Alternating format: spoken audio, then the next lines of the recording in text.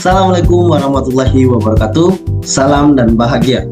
Jadi, perkenalkan, saya Saldi Biloro dengan NIM 18 dan rekan-rekan saya. Yang pertama, Franciscus Briantuta dengan akhiran NIM 011, dan juga rekan saya Roberto San Carlos Julio Mosipui dengan akhiran NIM 026, dan berikutnya Juan Diego Leburaya Muda dengan akhiran NIM 23, dan yang terakhir Yohanes Josinto Goo dengan akhiran NIM 43. Jadi di sini kami membuat ide bisnis yang bernama Tenunara Produk Lifestyle Modern berbasis tenun ikat NTT. Jadi kami berlima merancang untuk membangun ide bisnis kami, yaitu Tenunara Produk Lifestyle Modern berbasis tenun ikat NTT.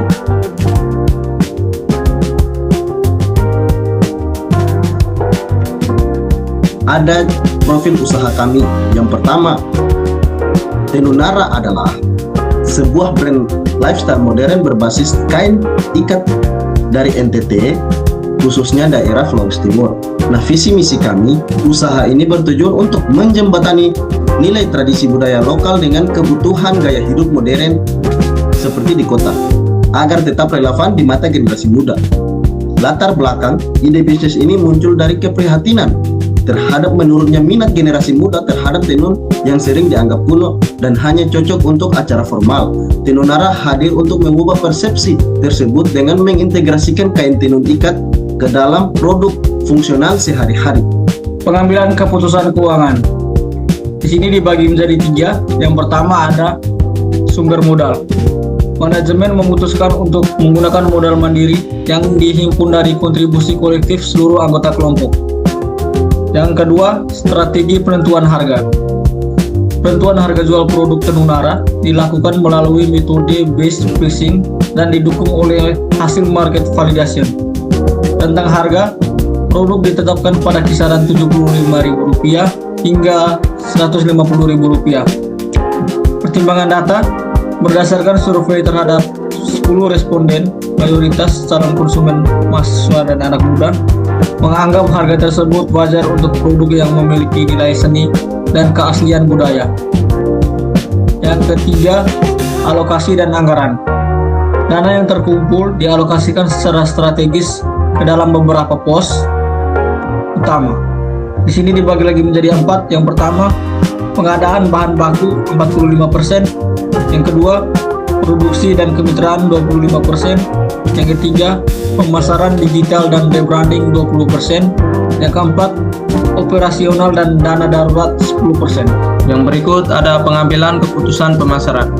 A. Strategi pemasaran. Manajemen memutuskan untuk menggunakan strategi digital storytelling. Setiap produk yang dipasarkan tidak hanya menonjolkan visual, tetapi juga disertai informasi mengenai asal daerah motif tenun, khususnya Flores, dan makna filosofis di baliknya. Yang berikut B. Penentuan target market dan positioning.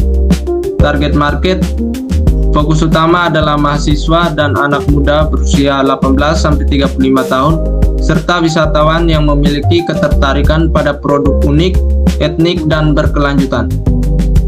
Positioning, Tenunara memposisikan diri sebagai brand lifestyle yang modern, minimalis, dan berbudaya. Yang berikut C. Pemilihan media dan promosi. Keputusan manajerial ditetapkan pada penggunaan platform digital sebagai saluran utama. Media, pemanfaatan Instagram, TikTok, serta marketplace online. Yang berikut D. Pertimbangan efektivitas dan efisiensi biaya. Efisiensi, keputusan menggunakan pemasaran digital diambil karena biaya operasionalnya jauh lebih rendah dibandingkan media konvensional seperti baliho atau cetak brosur skala besar, namun memiliki jangkauan yang sangat luas dan terukur. Oke, yang berikutnya pengambilan keputusan SDM. Dalam mengelola Tenunara, Pengambilan keputusan di bidang SDM difokuskan pada penggabungan keahlian teknis informatika dengan kreativitas budaya guna mendukung model bisnis kreatif tekno-revolusi. Di bagian A ada struktur tim. Manajemen memutuskan untuk membentuk struktur tim yang ramping namun fungsional, terdiri dari 5 orang mahasiswa program studi informatika sendiri, yaitu dengan ketua proyek atau manajer operasional yaitu Francisco Briantuta, anggota tim analisis dan strategis Saldi Biloro dan Roberto San Carlos Julio, dan anggota tim pengembangan kreatif dan teknis yaitu Juan Diego Leburaya Muda dan Yohanes Josintogo. Di bagian B, pembagian tugas dan tanggung jawab.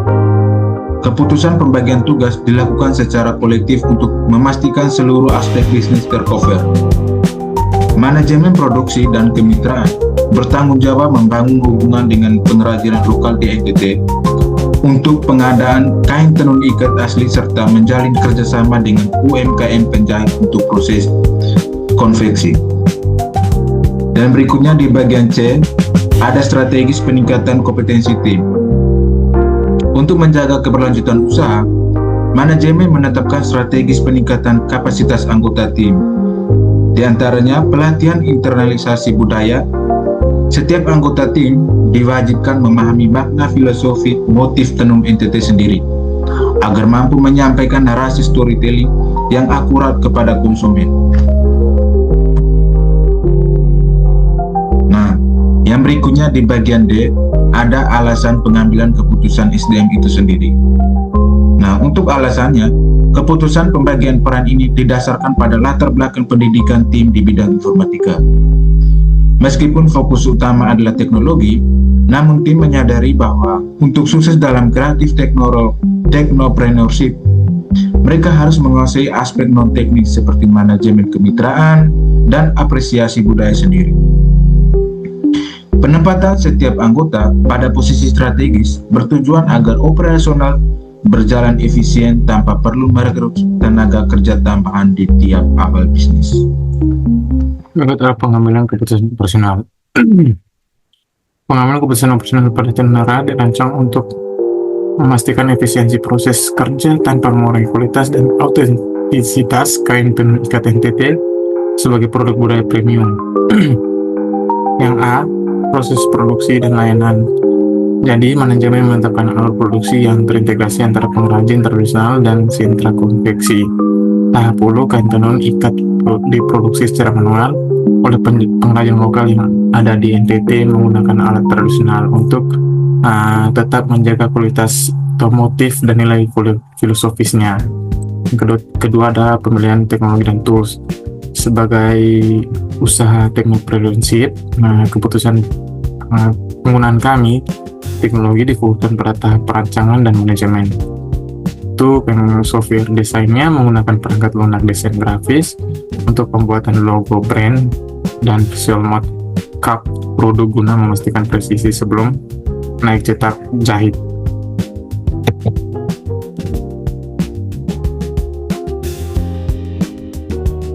Dan yang berikut itu alur kerja operasional. Jadi keputusan alur kerja disusun untuk meminimalkan hambatan logistik.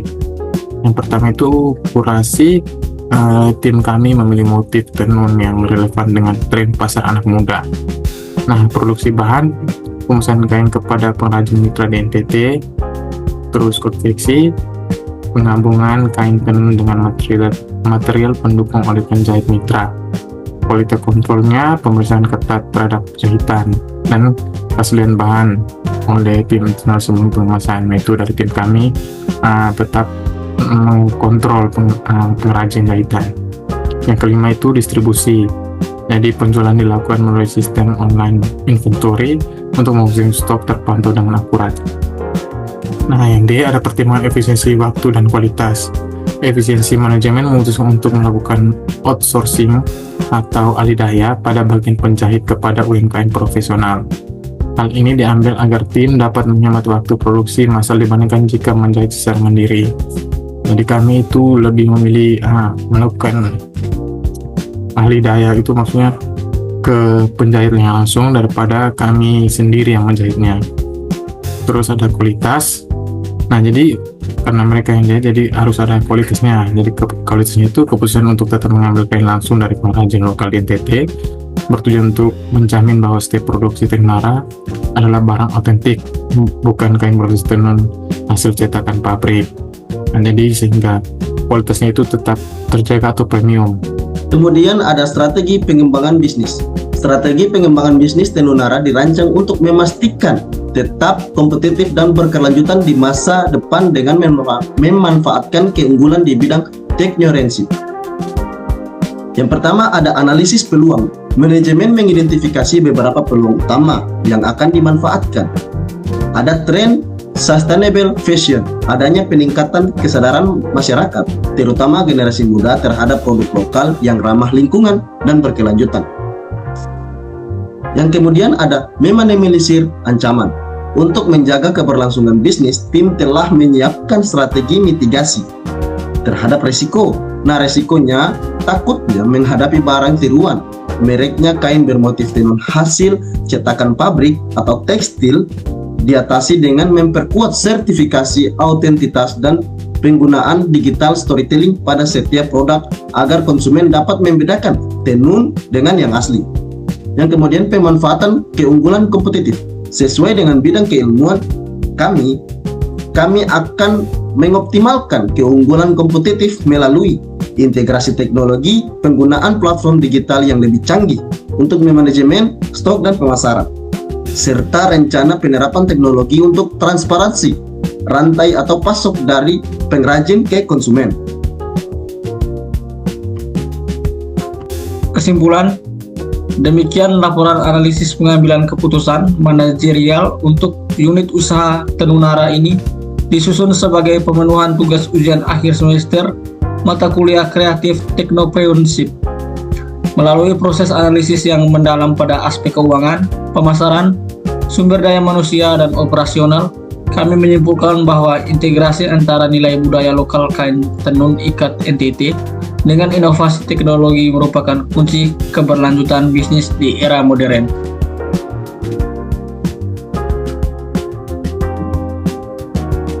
Jadi telah sampai ke penghujung presentasi. Itu saja presentasi dari kami. Apabila ada kesalahan dalam pembicaraan atau bahasa-bahasa kami mohon maaf, karena yang benar hanya milik Tuhan.